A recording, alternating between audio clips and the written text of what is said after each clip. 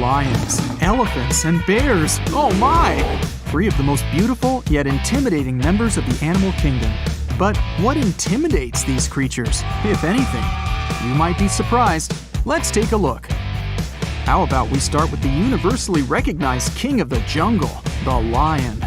We'll get to the elephants in a moment, but there's actually one in the room. You know, the one that claims that a certain jungle cat is afraid of the most vital substance known to man? A small hint, it covers 70% of Earth's surface. So, is it true? Is the ferocious lion afraid of water?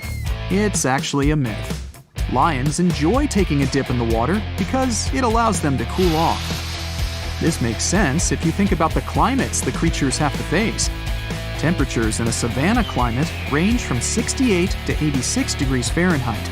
You know all of us humans hit the beach whenever the weather is like that. So why should we expect anything different from the lion? Especially given that the creatures typically carry around between 280 and 420 pounds of weight, as well as a thick coat of fur. The ironic thing about this whole lions are afraid of water myth is that they're actually fantastic swimmers. The same goes for all of your other favorite large cats from these warm weather climates, such as tigers, leopards, jaguars, and ocelots. It's actually large cats from cold climates that do their best to avoid water. This applies to such felines as bobcats, lynxes, and snow leopards. The latter lives in places like the cold alpine tundra biome. That's a rocky mountainous area. Temperatures there, on average, get as low as 33 degrees Fahrenheit. Again, it makes perfect sense that these big, cold weather cats despise water. Getting their fur coats wet would dampen their chances of staying warm. Pun intended. I don't think you have to look too far to piece together where this lions are afraid of water myth comes from. In fact, there's a good chance for some of you watching this video that the reason is near your computer screen right now, jumping around and causing mischief. That's right, we may have jumped ourselves to a conclusion that certain behavioral aspects of our own pet cats would match that of a lion. House cats, though related to all the previously mentioned big cats, are not actually directly descended from them. They instead have developed over millions of years from a single wild ancestor that still exists in the wild today, the Near Eastern wildcat. As water is not plentiful in the Middle East, these cats were not exposed to it to any great degree.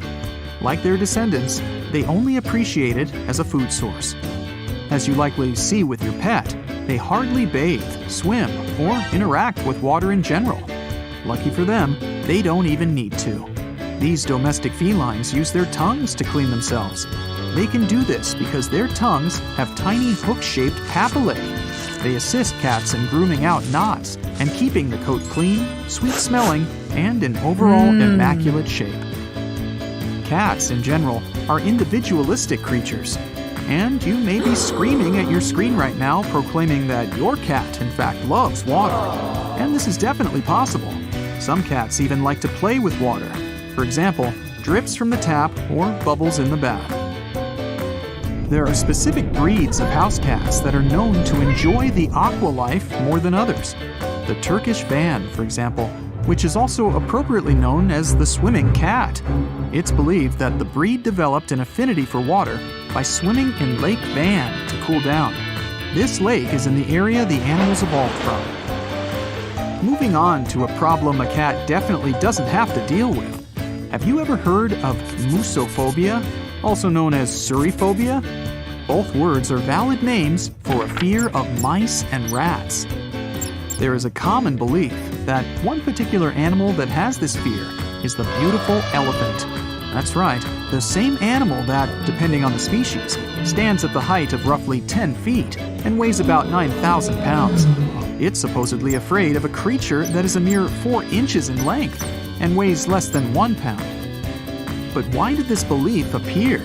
Well, the reasoning for this rumor is based on the possibility that elephants are paranoid about mice climbing inside their trunks. If a mouse succeeded in doing this, there would be a potential that it could cause irritation and blockage within the trunk. Now, I'm not trying to be the guy who spoils parties, but it looks like this belief is also a myth. Researchers claim that there's no concrete evidence that suggests elephants are afraid of mice. The most they'll concede is that the giant animal may sometimes take fright by the sudden appearance of the tiny rodent, which is the exact same for ourselves. Experts also claim that even if a mouse did get inside an elephant's trunk, the latter could effortlessly blow it back out with a puff of air. There's also some evidence that, in most cases, the animal remains unbothered by rodents and even allows mice to climb on their heads and trunks. Researchers are sure that as long as an elephant is healthy, there's no other animal that it fears simply because of its size. So, lions aren't afraid of water, elephants don't seem to be afraid of mice. Then, are any of these animal fear rumors real? We're probably going to be left just as disappointed by asking if a bear has any legit fear, right? Well, ladies and gentlemen, please give a round of applause for none other than people's best friend. That's right, bears do feel quite uncomfortable whenever they are around dogs. And all this despite a very distant genetic link to them. When the two creatures encounter each other, the dog has the ability to chase, intimidate, corner, or antagonize the bear. As for the powerful animal, it will instead try to avoid any run-ins with the dog. There's even a type of Finnish dog breed known as the Karelian bear dog. This dog species is specifically used for standing up to large animals, such as bears.